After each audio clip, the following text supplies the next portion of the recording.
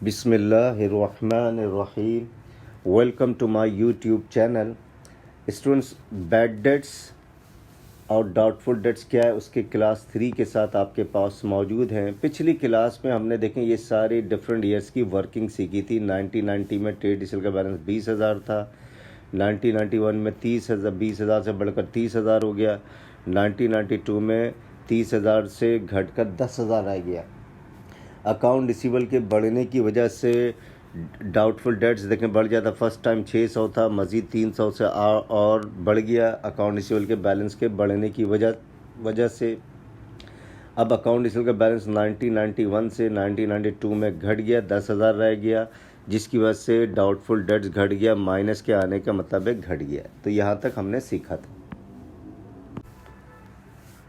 अब पिछली क्लास में मैंने आपको बताया था बैड डेट्स और डाउटफुल डेट्स का बढ़ना घटना, इसको इनकम स्टेटमेंट और बैलेंस शीट में कैसे जाहिर करते हैं वो हम सीखने की कोशिश करते हैं।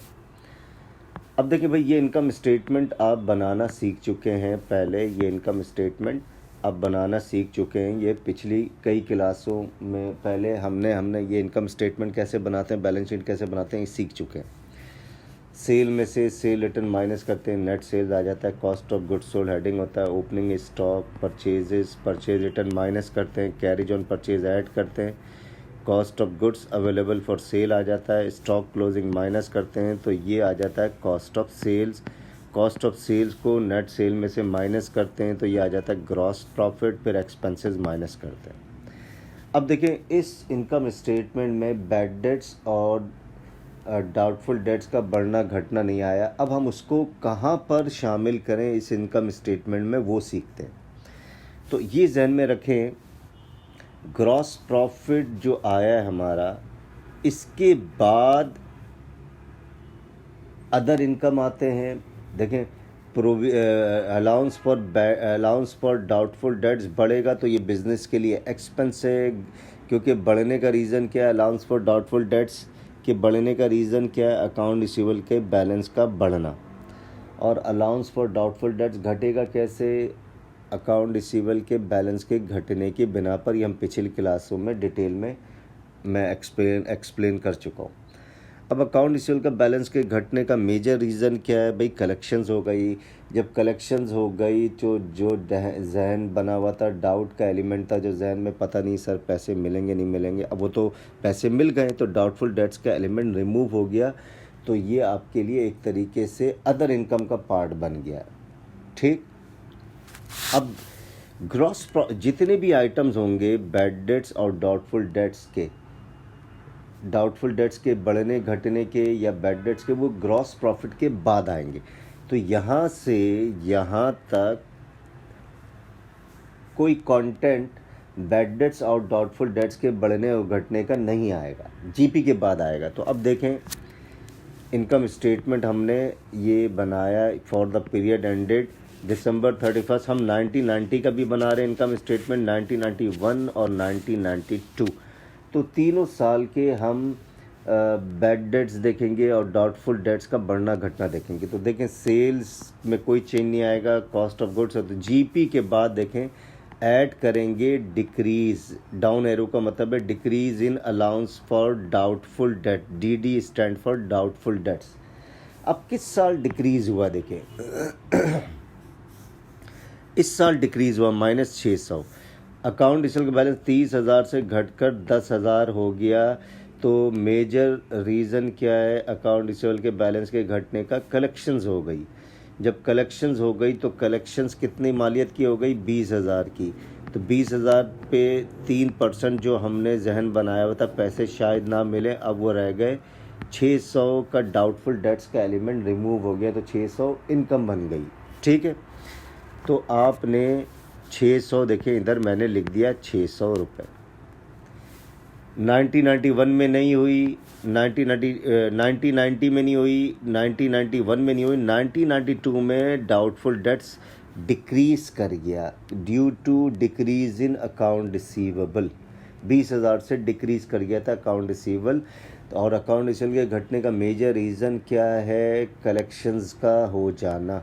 कलेक्शंस हो गई तो डाउटफुल डेट्स का एलिमेंट रिमूव हो गया, तो 600 से अदर इनकम। फिर आपने डैश अंडरलाइन किया, एक्स एक्स क्यों लिखा, क्योंकि जाहिर बात है इधर अमाउंट ही नहीं है तो एक्स एक्स ही लिख के असल दिखाना है। हमारा मकसद क्या है इनकम स्टेटमेंट के, इस टॉपिक से रिलेटेड आइटम्स को इनकम स्टेटमेंट और बैलेंस शीट में कैसे रिकॉर्ड करते हैं, ये असल मकसद है हमारा। फिर देखें एक्सपेंस की बारी आती है, लेस एक्सपेंसेस। तो बैड डेट एक्सपेंस ना 1990 में है, ना 1991 में है, ना 1992 में। अगर जिस साल में बैड डेट्स लिखा हुआ आ जाए तो उस साल बैड डेट्स भी रिकॉर्ड कर डालेंगे। अब उसके बाद अप एरो का मतलब है increase in allowance for doubtful debts. तो देखें किस साल इंक्रीज़ हुआ, एक तो $600 से इंक्रीज़ हुआ, फर्स्ट टाइम 20,000 पे अप्लाई किया, 3% $600 से इंक्रीज़ हो गया, तो 600 से आपने देखे इंक्रीज़ रिकॉर्ड कर लिया, एक्सपेंस बन गया। प्रूडेंस कॉन्सेप्ट के तहत प्रूडेंस कॉन्सेप्ट क्या कहता है, जहाँ आपको डाउट हो कि ये एक्सपेंस बन जाएगा रिकॉर्ड कर डालो। तो देखें 600 से एक्सपेंस रिकॉर्ड कर दिया मैंने, 600 रुपये से। फिर अकाउंट डिटेल का बैलेंस 20,000 से बढ़कर हो गया 30,000, तो 10,000 से बढ़ गया, तो 30,000 पे 3% अप्लाई किया, 900 आया, इसमें से 600 माइनस किया, तो 300 से मज़ीद डाउटफुल डेट्स बढ़ गया 300 रुपये से। रीज़न क्या बना, अकाउंट डिटेल का बैलेंस 20,000 से बढ़कर 30,000 हो गया, तो 300 से डाउटफुल डेट्स और बढ़ गया, 300 भी रिकॉर्ड कर लिया। लेकिन 1992 में कोई बैलेंस क्यों नहीं आ रहा, क्योंकि provision allowance for doubtful debt घट गया था, तो ये अदर इनकम का पार्ट बन गया 600 इधर, तो ये एक्स एक्स से लिख दिया। अब आ जाइए बैलेंस शीट। बैलेंस शीट भी हम देखें बनाना सीख चुके हैं। एसेट्स में फिक्स एसेट्स आता है, करंट एसेट्स आता है, कैपिटल एंड लाइबिलिटीज़ में कैपिटल का पोर्शन मुकम्मल होता है, फिर लॉन्ग टर्म लाइबिलिटी और करंट लाइबिलिटी, ये आप सीख चुके हैं पिछली कई क्लास से पहले। अब हम बैलेंस शीट में इन आइटम्स को कैसे रिकॉर्ड करेंगे ये हम सीखते हैं। अब बैलेंस शीट भी हमने 3 साल का बनाया, 1990, 1991, 1992। अच्छा, अब बैलेंस शीट में एक फिक्स एसेट का पोर्शन है, करंट एसेट्स। तो जितने भी आइटम्स आएंगे इस टॉपिक से रिलेटेड, चाहे वो बैड डेट्स हो या डाउटफुल डेट्स का बढ़ना घटना, वो सिर्फ करंट एसेट्स के सेक्शन में आएंगे, इसमें नहीं आएंगे, इसमें एरिया में नहीं आएंगे, इसमें नहीं आएंगे, इसमें नहीं आएंगे। तो हम सिर्फ करंट एसेट्स के पोर्शन को फोकस करते हैं। तो देखें करंट एसेट्स, फिक्स एसेट छोड़ दिया। करंट एसेट्स में आपने देखा होगा स्टॉक क्लोजिंग आता था, प्रीपेड एक्सपेंस आता था, अकाउंट रिसीवल। तो देखिए अकाउंट रिसीवल तीनों के, एक का 20,000 है, एक का 30,000 है, एक का 10,000 है। इस तरीके से करंट एसेट्स में जाकर आपने इस टॉपिक से रिलेटेड आइटम्स को एंटर करना है। तो करंट एसेट्स में 20,000, 30,000 और 10,000। अब अलाउंस फॉर डाउटफुल डेट्स कौन सी रिकॉर्ड करनी है, तो जो परसेंटेज आपने अप्लाई किया है, देखें एक परसेंटेज जो परसेंटेज अप्लाई होने के बाद अमाउंट आती है। देखिए परसेंटेज अप्लाई होने के बाद first time amount I 600, percentage apply किया, दूसरी अमाउंट आई 900, परसेंटेज अप्लाई होने के बाद जो अमाउंट आई 300, तो 600, 900 और 300। तो आपने 600 माइनस किया, 900 और 300, और इस तरह माइनस करके ये अकाउंट रिसीवल का बैलेंस आपने रिकॉर्ड कर डाला। तो जो परसेंटेज अकाउंट रिसीवल के बैलेंस पे अप्लाई किया जाता है वो अमाउंट यहाँ पर लिखते हैं परसेंटेज अप्लाई करने के बाद। यानी 20,000 पे देखा 1990 का अकाउंट रिसीवल बैलेंस 20,000 था, 3% अप्लाई किया तो ये आ गया 600। तो देखिए 600 रिकॉर्ड कर डाला। फिर 1991 में बैलेंस अकाउंट रिसीवल का 20,000 से बढ़कर 30,000 हो गया, 3% अप्लाई किया, तो ये 3% अप्लाई किया तो 900 आया, तो ये देखिए 900 रिकॉर्ड कर लिया। फिर 30,000 से बैलेंस 1992 में घट कर 10,000 रह गया, 3% अप्लाई किया, तो ये आ गया 300, तो ये देखिए 300 रिकॉर्ड कर डाला। तो डाउटफुल डेट्स का बढ़ना घटना हमेशा इनकम स्टेटमेंट में रिकॉर्ड होता है, डाउटफुल डेट्स का बढ़ना घटना हमेशा इनकम स्टेटमेंट में देखें रिकॉर्ड होता है। इधर घट गया तो 600 इधर रिकॉर्ड हुआ, बढ़ गया तो 600 इधर, बढ़ गया तो 300 इधर और घट गया तो इधर। तो बढ़ना घटना इनकम स्टेटमेंट में रिकॉर्ड होता है।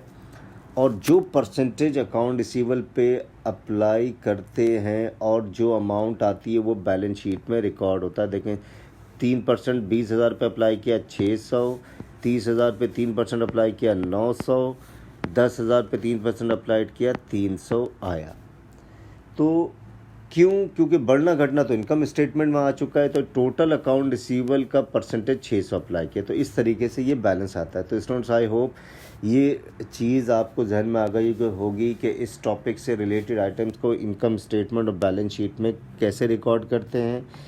तो डाउटफुल डेट्स का बढ़ना घटना तो इनकम स्टेटमेंट में रिकॉर्ड हो गया, घटेगा तो जीपी में ऐड होगा, ग्रॉस प्रॉफिट में ऐड होगा, और अगर बढ़ेगा तो वो एक्सपेंस का पार्ट बन जाएगा। उसके लिए लिखेंगे increase in account receivable.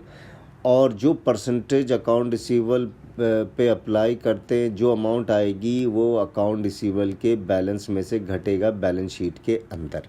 Right student? तो अगली क्लास में कुछ नए कॉन्सेप्ट्स के साथ इंशाल्लाह ये कोर्स में क्या और चीज़ें आती हैं उसके साथ मौजूद होंगे। उस वक्त तक के लिए खुदा हाफिज़।